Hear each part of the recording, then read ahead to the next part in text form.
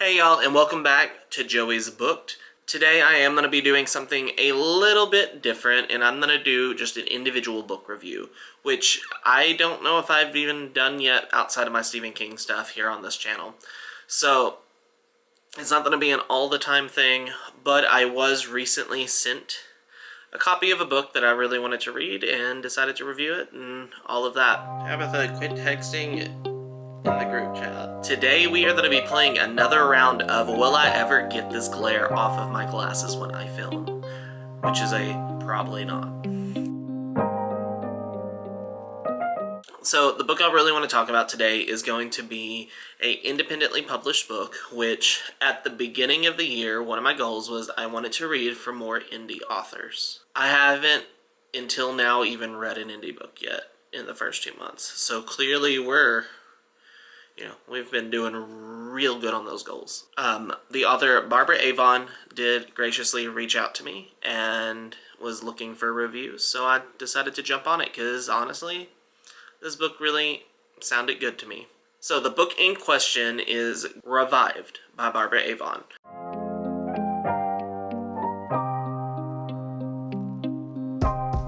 So Revived is a psychological thriller slash horror kind of novella that follows two characters that are a married couple, and that is Stephen Gold and his wife Cassie. And over the course of this book, we are kind of finding out some troubling things from their past, and then there is an accident. Stephen is hit by a car, and he is quickly brought back to life, even though he was dead for about a minute or two. And then he really starts kind of having some of these things haunting from his past come back to him. Throughout this book, it just kind of continues to explore from what happens when you really have to tackle your past and dealing with things that you have done. Overall, I think this book will be about a 3.5 star for me.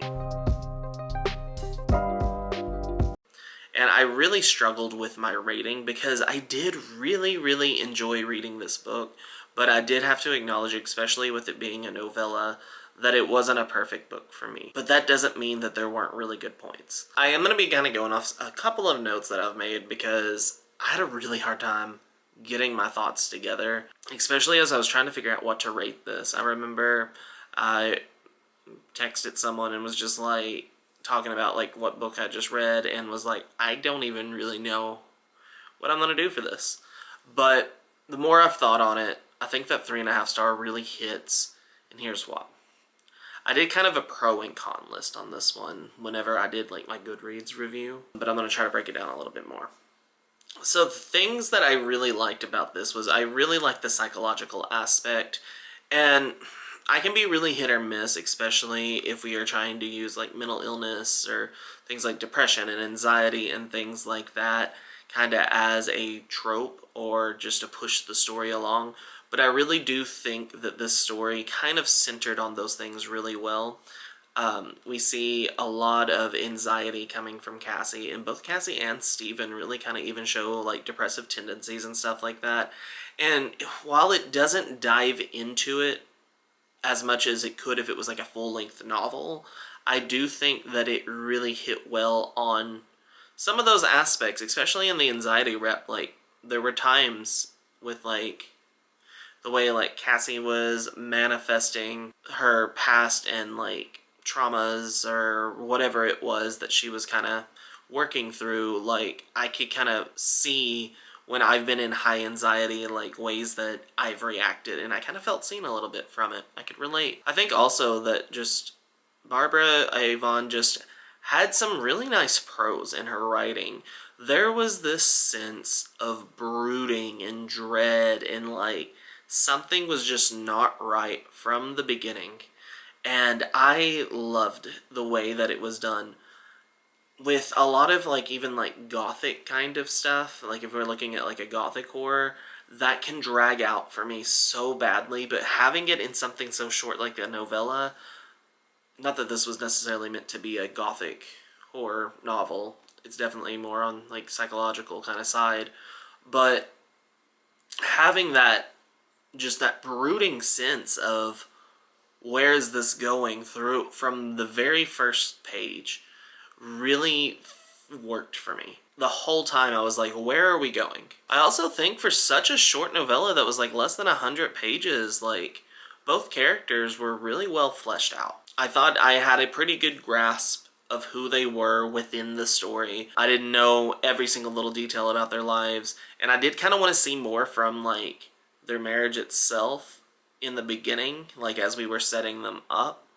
But I will say also, there were a lot of qualms I had in the beginning that kind of sorted themselves out as the story progressed, and then I understood. So if it was something that I was like, this could use a little bit more development here, more times than not, there was a reason that I don't want to like spoil. I have read several stories that were similar to this before, with similar kind of themes and overall like the ending and things, but I feel like nowadays that's anyway, like you're gonna see something similar anyways. There were a few things I did have some big issues with. Most of them really boil down to, I think this could have been a much longer book, and I think it would have worked even better. I wanted to see even more deep dives into the mental health representation with anxiety, maybe even depression. I wanted to see more of these backstories in detail. And I think the ending felt almost a little rushed to me, in the sense of there was a track that it was going, and then when we got to the ending, it wasn't rushed in the sense of it didn't need to end. It was rushed in the sense of it got a little muddled for me. And I just wanted a little bit more clarity on some transitions, I guess, within chapters. I think sometimes there might have been one chapter that could have been broken down almost into like really small chapters or something, and fleshed out from there. I'm no writer. I have no business. This is just my opinions on like how I was reading it. But I think I just wanted more from it, which I think is a good problem to have a lot of the time. So it wasn't that it was bad, and I'm not downing anyone or anything like that. I wanted it more fleshed out. I wanted to see more of all of these things that were happening and like the lead ups. I think I could have probably read this as like a 200 to 300 page novel and been happy with it, which I think is a good testament to the book itself. So the other thing, which also kind of I understood at the end, was in the first half, I was really scared this was going to be a dark romance mismarketed. And it was thankfully not, because that is not for me. There was a lot of sexual content in the beginning of this book, and it's not like there weren't warnings for sexual content or some other things, but it was like pretty consistent. And I was like, oh no, we're not going into one of those kind of stories. And it didn't last the whole book. When it did continue to happen, there ended up being an overall reason for why it was happening, as we get more character development and things like that. I don't know if everything was handled in the way that I personally would have handled it, and there were lots of things that I could see coming from the beginning, but I mostly read horror, so that could also potentially be why. So even some of these qualms I do have, I think, one, if it was fleshed out more, or I think just with the ending that we got, I think had it been connected slightly differently or at different times, I think that would have really rounded it out and made it a really solid novella. With all of that said though, I am still going to be giving this 3.5 stars.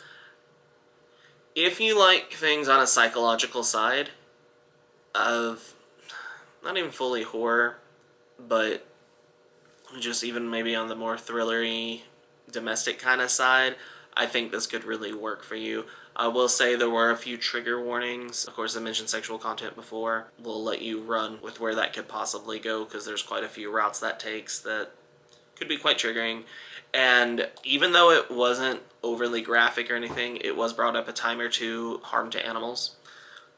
It wasn't super over the top. It was like a one scene, kind of one and done kind of thing, but it was in there. You could probably even skip over it to a degree.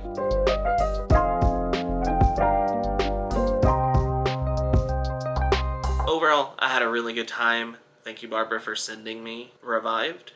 And I might look into some more of the other horror here soon and see what I think, because I feel like this author could potentially have something that really works for me.